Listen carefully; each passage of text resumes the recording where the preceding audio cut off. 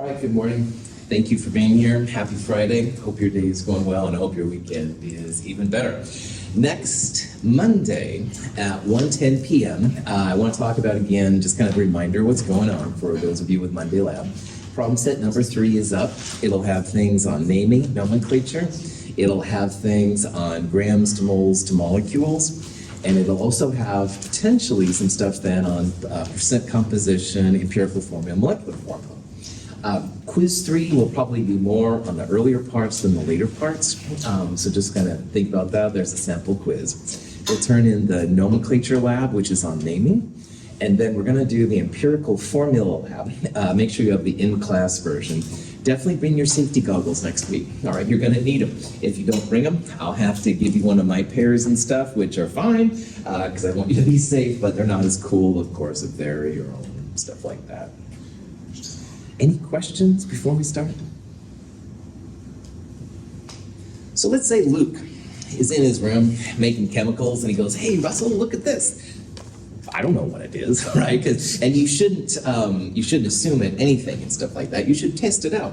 So what we're getting into now is how chemists figure out what a chemical is. And there's many different ways to do this. The way we're going to talk about is the most common way, but there are other methods out there.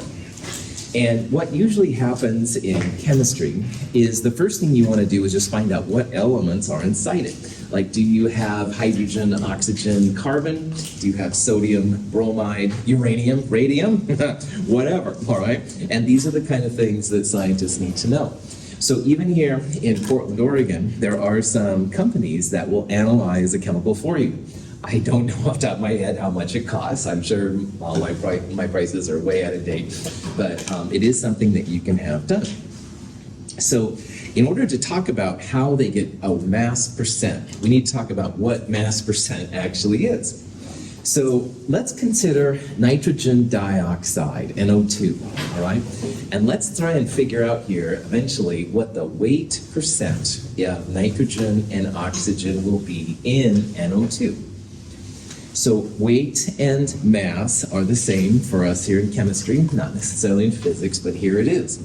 So weight percent, which is also called mass percent, is almost always in chemistry the grams of what you're looking at in the compound divided by the molar mass of the compound times 100%. So the molar mass of NO2, you all can find now. You add a nitrogen and 2 oxygens together. I think it's like 46 grams per mole, but you could do a better job than that. And if you wanted, say, the weight percent of nitrogen, there's 1 nitrogen in the compound.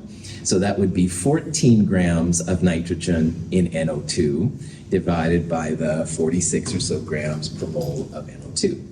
Now, if it was oxygen, you have 2 O's. So it would be 2 times 16. You'd have 32 grams of oxygen in molar mass, 46 or so grams per mole of the compound. So let's look at some examples.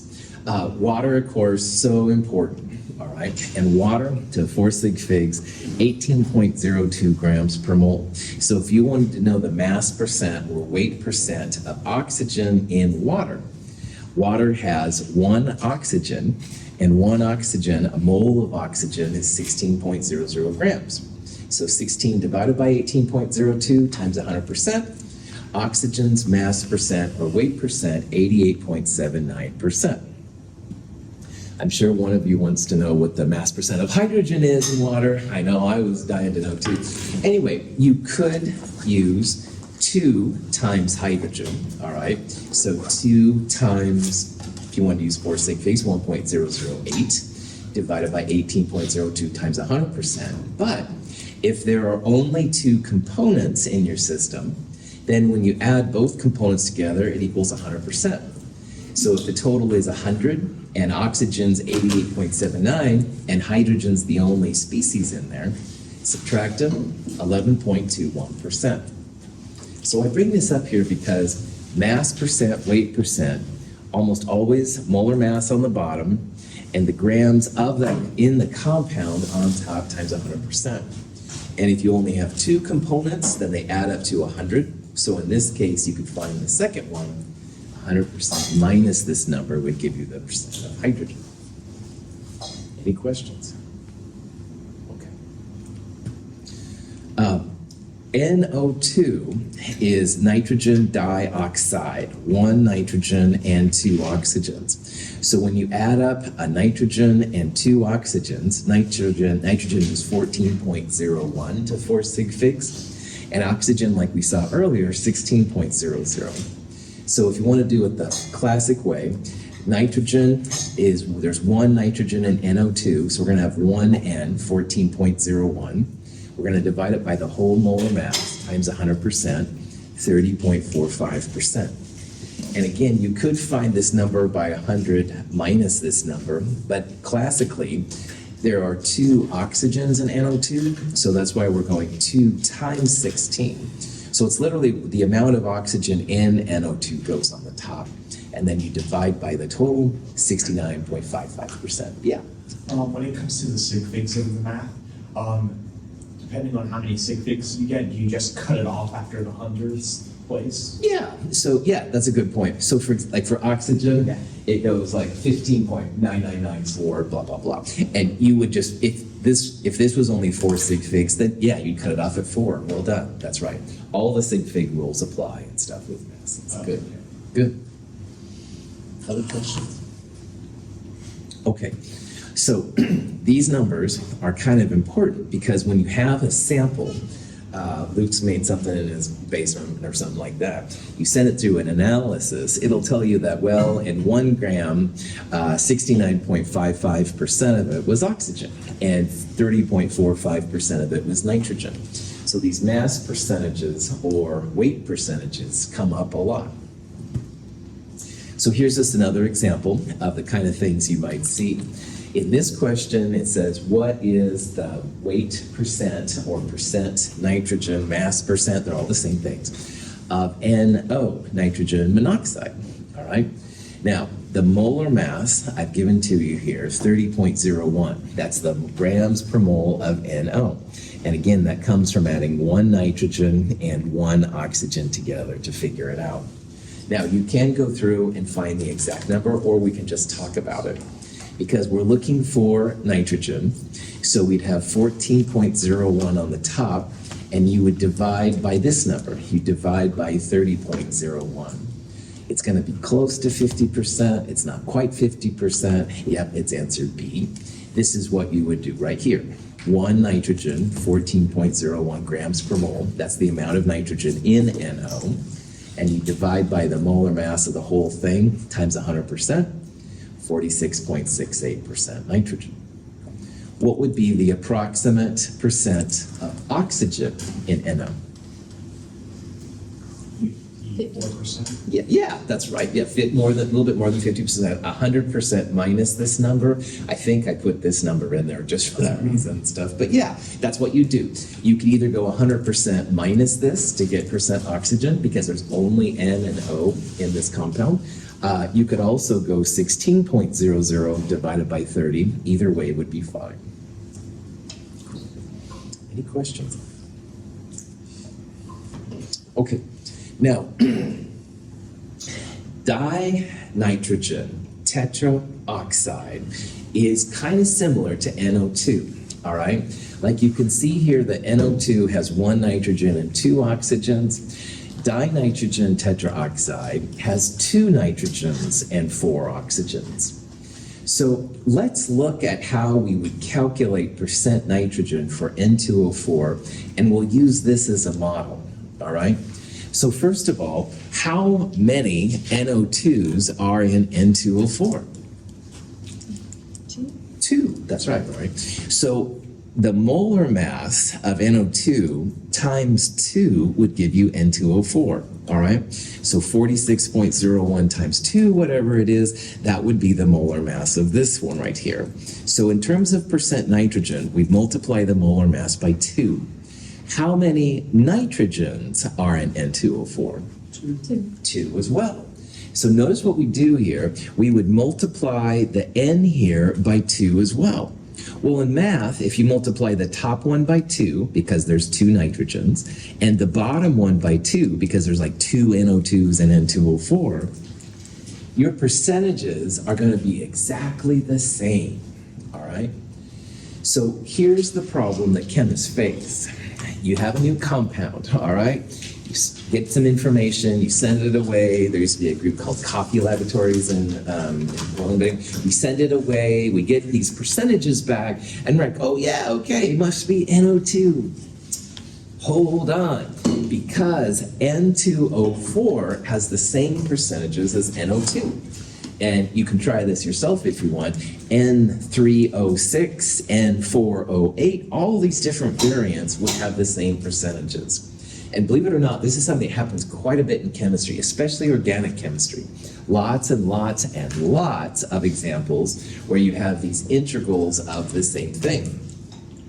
So what this means, all right, someone brings you a compound and you're like, and they want to know what it is. First thing to do, definitely send it away for elemental analysis. You want to figure out if nitrogen and oxygen is in it, or sodium and uranium, all right, those kind of questions. But after that, you're going to need more than this, all right, because mass percentages will only get you so far, and that's what we'll talk about here in a little bit. So, go ahead. Could you just use density to figure out the difference between the two of them after you've done this, or is that like a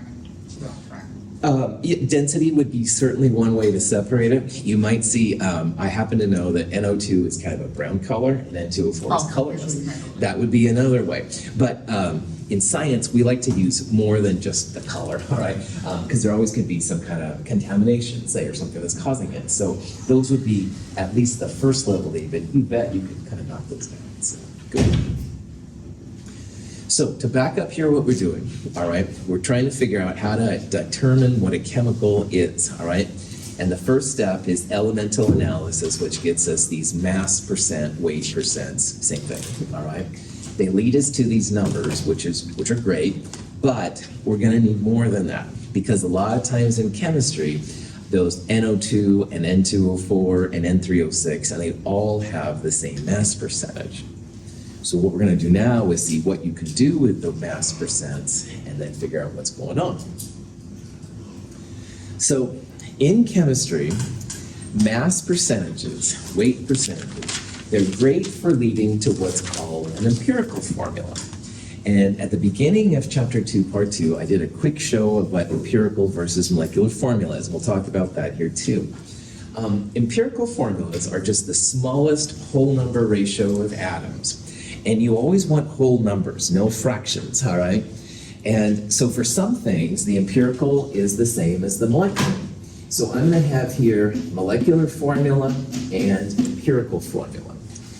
If you have something like H2O, you can't divide the 2 here and the 1 here by some number to get whole numbers down here, all right? So 2 to 1 is literally the smallest whole number ratio. So in this case, molecular and empirical formula are the same.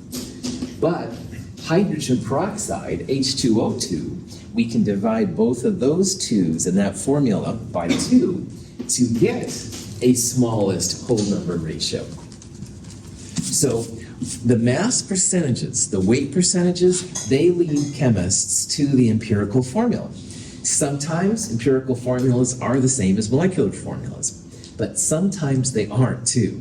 So this is just the first step, all right? Because when you're a chemist and you don't trust the densities or colors and all that kind of stuff, you need to have some good data here. And it's not too hard to do in terms of technology anyway.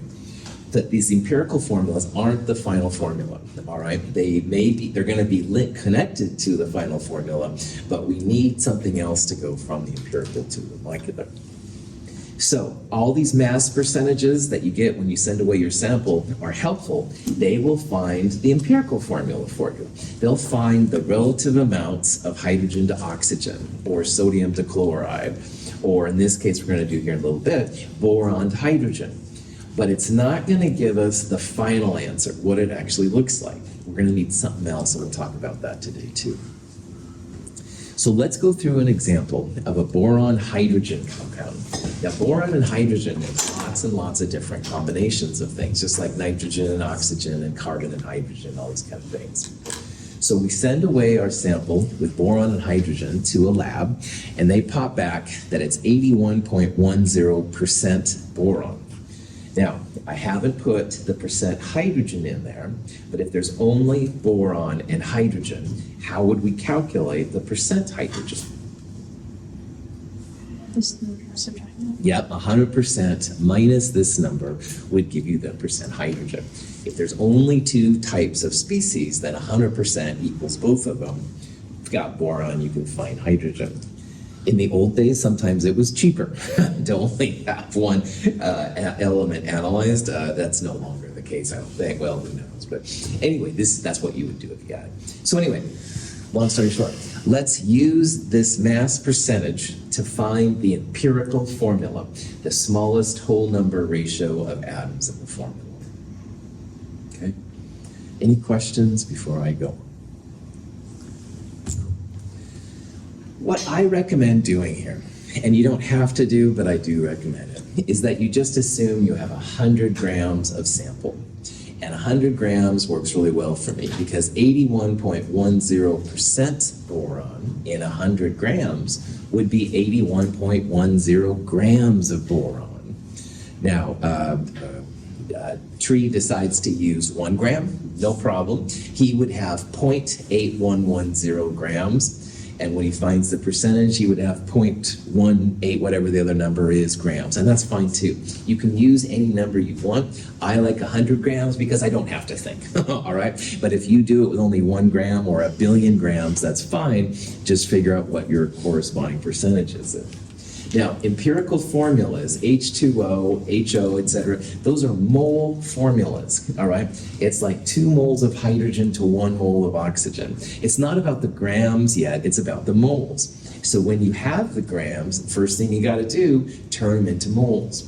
So the 4 sig figs boron on the periodic table, 10.81 grams per mole. So we'll cross the grams of boron out, 7.502 moles of boron is what we have. Now 100% minus 81.10 is 18.90. So hydrogen in this problem is 18.90% hydrogen. In 100 grams, you'd have 18.90 grams of hydrogen. So grams divided by the molar mass of hydrogen to 4 sig figs, 1.008, 18.75 moles of hydrogen. So the percentages to grams to moles is this next step when you have this, all right? Questions on that part? You could actually write this as a formula. It would be B7.502, H 18.75. And that is a formula, but wow, is it ugly. All right. When you have 2 to 1, it's like 2 hydrogens for every 1 mole of oxygen. And here in this formula, we have 7.502 moles of boron for every 18.75 moles of hydrogen. So we have to clean this up, chemists are anal retentive, whatever version you want to use. So what people usually do is they next divide both of these numbers by the smaller moles. So 7.502 is definitely smaller than 18.75. So if you divide both of these by 7.502, this divided by itself, you can see, goes to be 1.000, which is awesome. Hydrogen, 18.75 divided by 7.502, you get 2.499. And you can see that's very close to B1H2.5. So this formula looks more like one of these formulas. All right, it's not quite there, but it's not this funky ratio and stuff like that going on. Any questions what we did right here? Yeah. Not really a question about like what you did right there, but so you have B1H2.5. But you would say, like, for H2O, you said that's the simplest form because you don't want, like, a fraction or anything. That's right. So, or, like, a decimal. So Yep. how do you deal with that in this situation? Absolutely. You can never, follow my rules. It makes your life easier, I promise, although you can probably get around them. He says, this prof hat back on. But with my prof hat on, whole numbers always better, always. And you can't have 2.5 atoms. You only have 2 atoms or 3 atoms. So we need to just multiply it by a ratio to get rid of that fraction, absolutely. So yeah, so multiply both of these through by 2, because 2.5 times 2 would be 5. That shows you then that you have 2 borons for every 5 hydrogens. Now you've got whole numbers and stuff. B2H5 would be the empirical formula. Good, yeah. Don't leave it at the fraction point. It just makes it very confusing, So yeah, so now your question is right on. You can't leave this in stuff in fractions. That's ugly. Multiply everything through by 2. That gets you 2 borons, 2.5 times 2, 5 hydrogens. B2H5 is your empirical formula. So the smallest whole number ratio of atoms in this molecule, B2H5. Questions on that? All right. Are we ready now to publish and say, all right, we've got B2H5? Probably not. Probably not. Good. Yeah. All right. Silly chemistry humor. Keep my day job. I know. Yeah, we've only found the empirical formula. All right. So maybe empirical formula is the molecular formula. If it's a compound like water, we're good to go.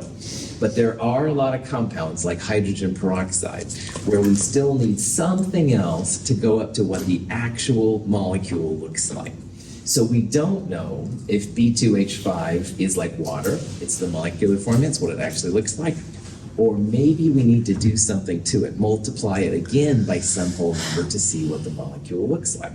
So empirical formula is not quite the end point yet. The molecular formula, though, will be a whole number integral of B2H5. So, for example, B2H5 could be the molecular formula as well. It could be simple, just like that. But it could also be twice B2H5, which would be B4H10. And it could be 3 times B2H5, B6H15, or 4 times, or 5 times, et cetera, et cetera, et cetera. So we're not done yet, all right?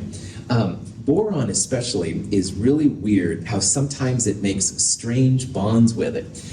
In chapter 2, part 1, I called group 3A the twisted metals. And we're seeing here boron doing this twisted thing. And all you need to know is that it's really good about making connections with other boron molecules. And we'll see this coming up. Notice how in this molecule, there's like a weird arrow right there, and there's another one right there. That has to do with this twisted molecule form. We're going to talk more about that in a later lecture, but just realize, especially with boron, you need to go to the next step to see what the molecular formula is.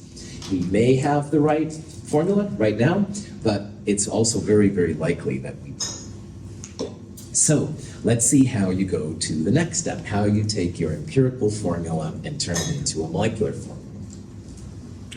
So when you figure out a molecular formula, you need a separate experiment. Now we sent the information away and we got mass percentages out, the 81.10 whatever it was percent boron and the percent hydrogen. But you need a second experiment if you're going to do the molecular formula. And what you need is the molar mass of a compound. Now we've seen a couple times already that when people were figuring out like isotopes, they could use a molar mass analysis, a molecular weight. They would send it through a mass spectrometer to figure this out. And that's what we have to do with our sample. So we sent our boron hydrogen compound out, and they use something called atomic absorption. We don't need to worry about that. And it gets us these cool percentages. But we're going to use another part of our compound and send it to get the molar mass. So I want to show you how the molar mass of the compound and the empirical formula of the compound can lead to the molecular formulas. That's kind of this next part we're going to do right here. We will compare the molar mass of the compound to the molar mass of the empirical formula. And this will always be a whole number ratio. So as an example up here, H2O as the empirical formula, 16 plus 2 times 1, would have a molar mass of about 18 grams per mole. And if we sent water in, which as we know has the same formula, it would also come back to be 18 grams per mole. So 18 divided by the empirical formula's molar mass 18, you'd get a ratio of 1. And that tells you that one water is in the molecular formula, they're the same thing. But over here with hydrogen peroxide, the empirical formula, one oxygen and one hydrogen, roughly 16 plus 1, about 17 grams per mole. This would be the molar mass of the empirical formula. The molecular formula, if we didn't know what this was, we send it away. We'd have 2 oxygens, 2 times 16, plus 2 hydrogens, 2 times 1. This would come out to be 34 grams per mole. So if you compare the molar mass of the whole thing, which is what this separate experiment's all about, and divide it by the molar mass of the empirical formula, which you can calculate from the percentages, this ratio is going to be 2. So twice HO would give us the molecular formula H2O2. I'm going to go through this as the more concrete example here in a little bit, but that's what we're going to do. We're going to find the molar mass of these two things. This is something you calculate yourself. And you'll compare it to the molar mass, which you get from a mass spectrometer, a whole separate device. If the ratio is 1-to-1, empirical and molecular formula are the same. In this case, you're going to get a ratio of 2-to-1. This is twice as big as this one is right here. So that means we need 2 empirical formula pieces in our molecular formula piece, H2O2. Let's look at an example. So let's say that we have a compound, and we know that its empirical formula is CH2. There's actually several types of compounds in organic chemistry with this empirical formula. So this thing right here, we got from percentages. We found percent carbon and hydrogen, in grams to moles, compared to moles, whole numbers, like Dawson asked about CH2, all right? Well, then we set it off on a separate experiment to get a molar mass value. And this is where the mass spectrometer thing comes in. And lo and behold, this thing comes out to be 28.1 grams per mole. Now, one sideline. If you haven't seen this before, this is a way that sometimes write per. So instead of writing grams divided by moles, moles to the -1, if you've ever seen in like math, if you have x to the -1, it's the same as 1 over x. So this is sometimes something that's used in science. This says grams per mole, all right? That's what that means. Don't be intimidated by that. We're going to use this information to find the molecular formula. Any questions on any of this so far? Okay. So to answer this question and find the molecular formula, first of all, the final answer is going to be CH2 to a whole number. Maybe it's just CH2, like CH2 would be the molecular formula, but it could be CH2 taken twice, C2H4. It could be CH2 taken 3 times, C3H6. That's what we're trying to figure out here. But the answer, the molecular formula, will be CH2 taken to a whole number. Now, 28.1, that came from a separate experiment, all right? You need like 2 experiments to get this all figured out together. But what we can also do now is figure out what the molar mass of our empirical formula is. Well, carbon on the periodic table, 12.01. We have 2 hydrogens, 1.01 is the grams per mole to the hundredths. So the molar mass of our empirical formula, 14.03. 14.03 grams per mole. Now, if this number would have been 14, then we would have said, aha, molecular formula is also CH2. But it's not, all right? It's these numbers are different. So now what you want to do is compare the whole molecule to the empirical formula. So if you do that, 28.1, the molar mass of the whole thing from our separate experiment, divided by 14.03, that's the molar mass of our empirical formula, it's always going to come out to a whole number. Always. And I don't say always a lot, but I am saying it right now. This is one of the few times I can get away with it. Anyway, it's 2-to-1, all right? There's a ratio of 2. So this 2 says, aha, the molecular formula will be the empirical formula taken twice. So CH2, if you will, multiplied by 2, molecular formula here, C2H4. So, backing up. We sent our carbon hydrogen thing away for analysis. We got some percentages. We turned it into the empirical formula of CH2. But we want to know what the whole thing is like. So then you send the sample away for a second experiment to get the molar mass. It tells you how many grams per mole you have, but it doesn't say what elements are in it. Like it didn't say if you had chlorine or bromine or anything like that. It just says that in a mole of the compound you have 28.1 grams. You can then compare the whole thing to the molar mass of your empirical formula, which you can calculate. The ratio will always be a whole number. That taken twice, C2H4. Questions? Okay. So here's a kind of a question you might see. All right. Glyceraldehyde is an example of a carbohydrate. And the empirical formula of the glyceraldehyde is CH2. So somebody analyzed this and saw it was CH2O. They also did a separate experiment and saw that it was about 90 grams per mole for the whole thing. So the question is then, what is the molecular formula of this compound? Now, if you look at the answers right here, one of them is not going to happen. It's nonsensical. Which one of the answers, A through E, is not possible? CHO. Nice job. Well done, Vera. CHO doesn't have 2 hydrogens for every 1 carbon and 1 oxygen.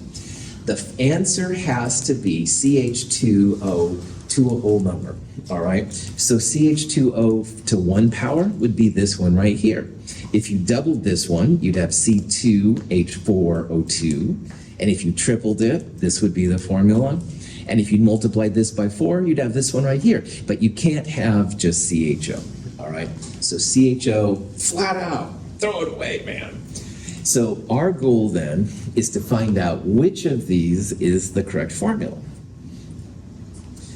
90 grams per mole is for the whole molecule. And what we need now is we need the empirical formula's molar mass. So roughly, how many grams per mole in carbon? 12. Nice job. 12 for carbon. Oh, yep, that's right, it's about 2. Hydrogen's about 1 gram per mole. There's 2 of them, good. And oxygen? 16. 16, well done. You can see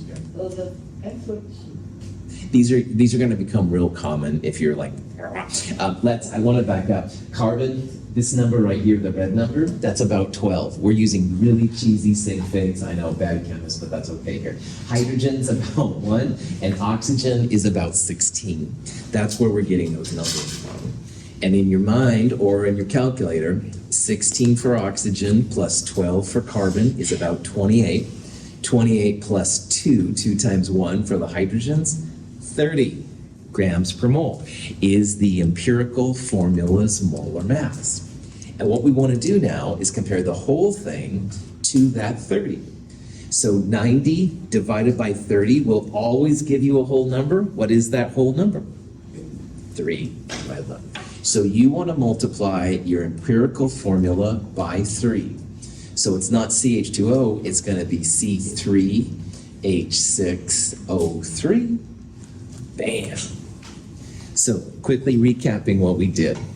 You need to compare the empirical formula's molar mass to the molar mass of the whole compound. And you kind of have to calculate the empirical formula's mass.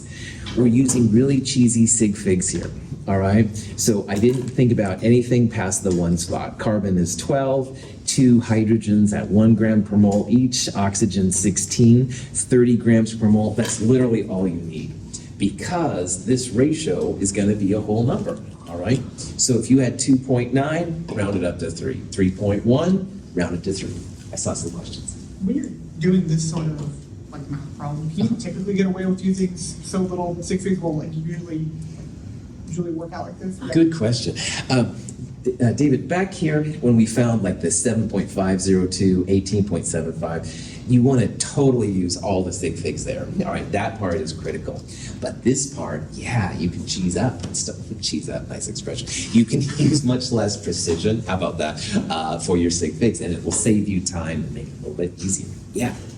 So assuming that it's like a perfect ratio when it comes to molecular formula to, empirical to molecular. If it was around 30 for the empirical and molecular is 90.08, where's the 0.08 stuff coming? Cool. So what is it about experiments that is a little weird for scientists? What is this last number called? Like that. Doubtful digit. So one answer for your question is that, yeah, doubtful digits are going a little crazy, all right? Sometimes if the instrument hasn't been calibrated, it can be plus or minus. But honestly, Gabriel, more likely, how pure is your sample? All right, like I talked a little bit with some people on Wednesday about this probe that's brought back this stuff from the asteroid, and wow, they've got like all kinds of levels in a super clean room because they don't want outside stuff to contaminate. And in chemistry, that's super common. All right, so water and oxygen are always possible contaminants. So it could and more likely be that probably if your ratio wasn't a perfect 3, it was just because your stuff was a little messy, and that's also normal. Okay, you can always send more than one sample through. At least high precision often usually means high accuracy, but this is something, as a chemist, you've always got to think about. Great question. In math, everything is like almost always like beautiful, ratios and oh man. But in chemistry, where we're in the world, you got to compensate a little bit and stuff for it. So you have to decide what an acceptable amount of error is, and that will totally vary on each one. Any questions? Okay, so let's go back to our boron hydrogen example. Now earlier we saw that the boron hydrogen empirical formula B2H5, and we want to find what the molecular formula is. Well, to do that, what we need a separate experiment once again. We need to send this through a mass spectrometer. And when we do this with our sample, the mass spectrometer says that our B2H5 compound, 53.3 grams per mole, all right? So again, the mass spectrometer will tell you how many grams are in a mole of the compound, but it doesn't tell you what's in it. It doesn't say if there's carbon or oxygen. In this case, of course, we have boron and hydrogen. So both pieces are needed to give a complete picture here as to what's going on. So if this is the molar mass of the whole compound, we need the molar mass of the empirical formula. And so from the periodic table, boron is about 10.81 grams per mole, and we have 2 of them. Hydrogen, 1.01 times 5 is going to give us the hydrogen. So this ratio, this molar mass, comes out to be 26.67. And if you divide this, put this on the bottom, put the whole thing on the top, it comes out to be almost pretty good ratio 2 to 1. Again, it's not going to be perfect. Gabriel nailed it. These things always have a little bit of contamination in them, stuff like that. But it's going to be a whole ratio if this process is right. So this 2 right here says, aha, we need 2 empirical formula units in our molecular formula. So B4H10 would be the molecular formula here. Any questions on that? Okay. So as kind of an overview of this process, if you want to find a molecular formula, this is kind of like the holy grail of this first section of Chem 221 we're looking at. First of all, you're going to get a bunch of mass percents. Turn those mass percents into grams. I recommend 100 grams. You can use different ones if you want. All the formulas are based on moles. So turn your grams into moles next, all right? And then compare the moles. So in this last example, we ended up with 7.502 moles of boron and 18.75 moles of hydrogen. And that is a type of formula, but it's super, super ugly. So the next thing is to divide both of these numbers by the smaller number. So 7.502 is smaller than 18.75. When you divide this out, you get a 1 to 2.5 roughly ratio. And going back to what David said earlier, this part is really important to watch your sig figs. All right, you'll get different results if you don't follow sig figs. So anyway, you get E1H2.5 Dawson totally said, yo, this isn't gonna happen because you can't have 2.5 hydrogens, just like you can't have 2.5 kids. So at this level, it's totally legit to multiply by a whole number to get rid of that fraction.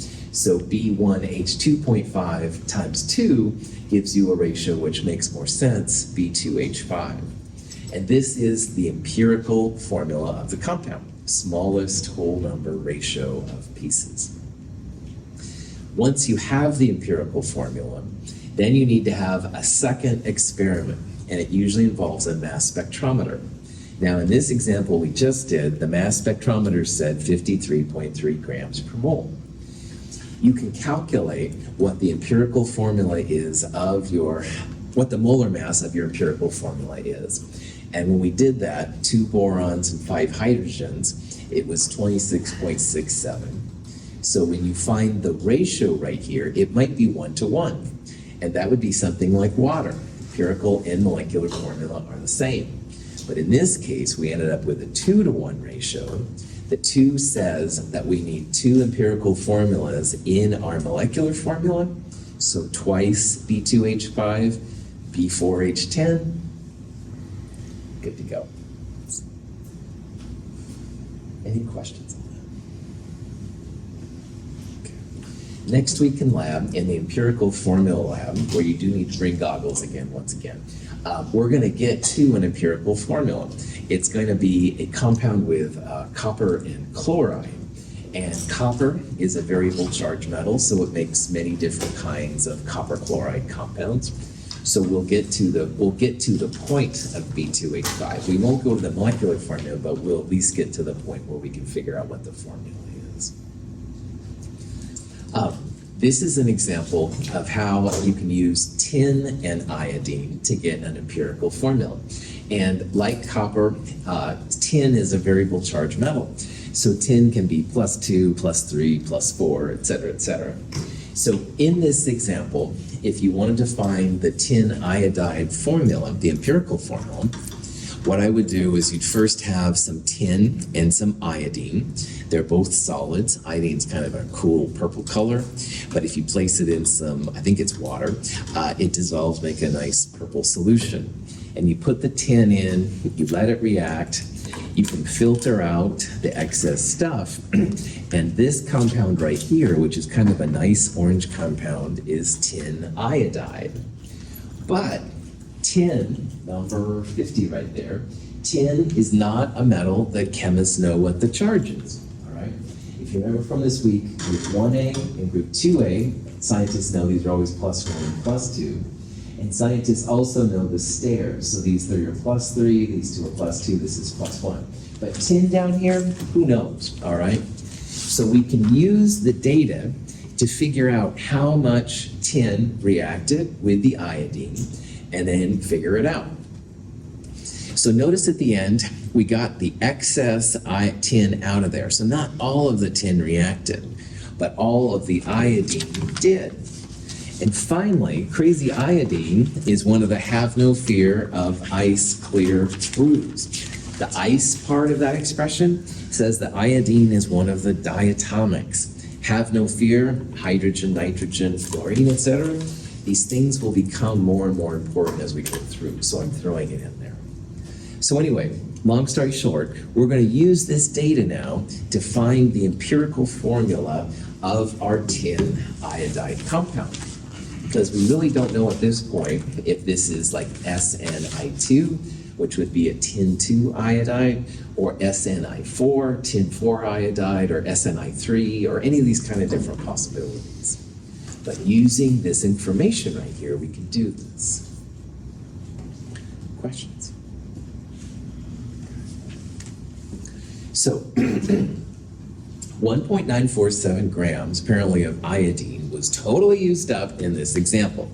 All right, that's cool. So the next thing we got to do is figure out how much tin reacted with that amount of iodine.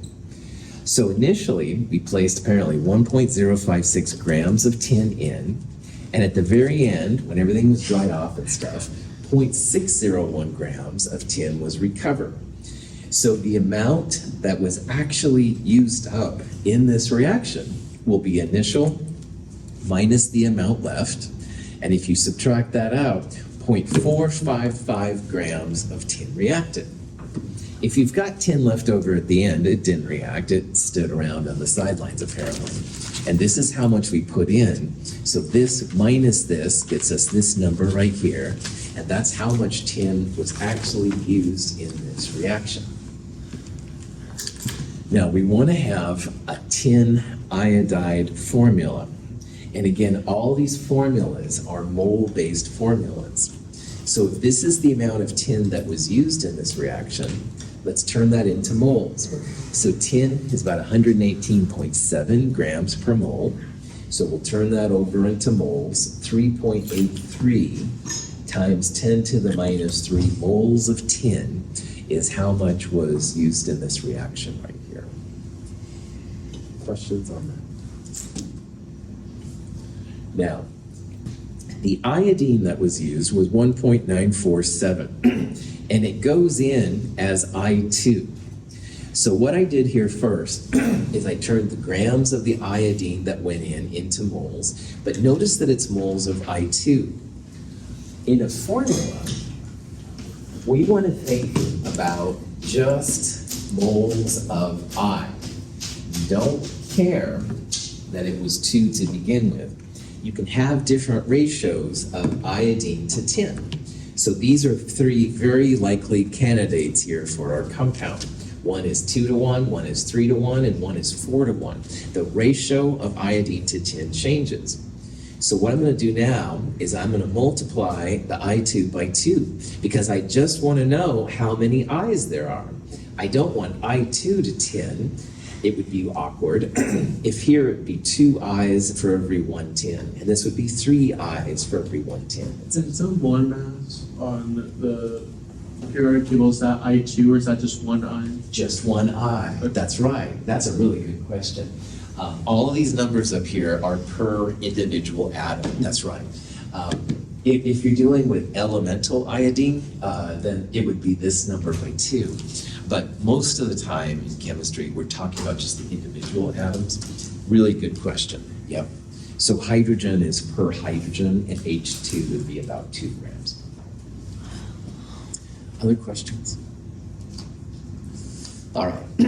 So we've got this many moles of iodine, and we have this many moles of tin. And now we can do what we did over here with the boron and hydrogen, all right? This is a rough formula, SN 3.83, 10 to the minus 3, iodine 1.534, 10 to the minus 2. But that's, of course, super ugly. So let's divide like we did with boron and hydrogen. We'll divide both of them by the smaller number. Now, tin divided by itself will be just 1 tin.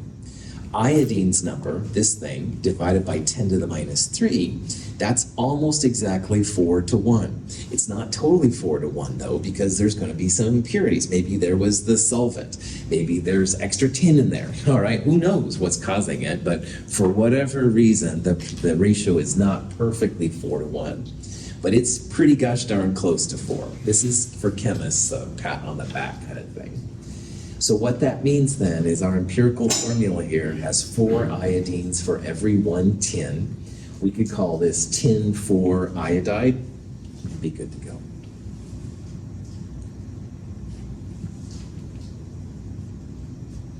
I simply respect chemistry. Chemistry must be respected. I apologize for being so transparent.